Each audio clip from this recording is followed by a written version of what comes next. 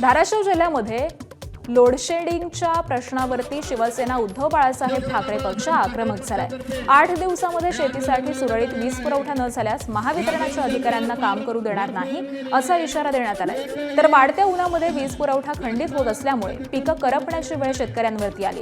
वर्षा बंगला आणि मलबार हिलला देखील लोडशेडिंग करा, अन्यथा शेतकऱ्यांना अखंडित वीज द्या अशी मागणी करत पक्षाने जोरदार निदर्शनं केली।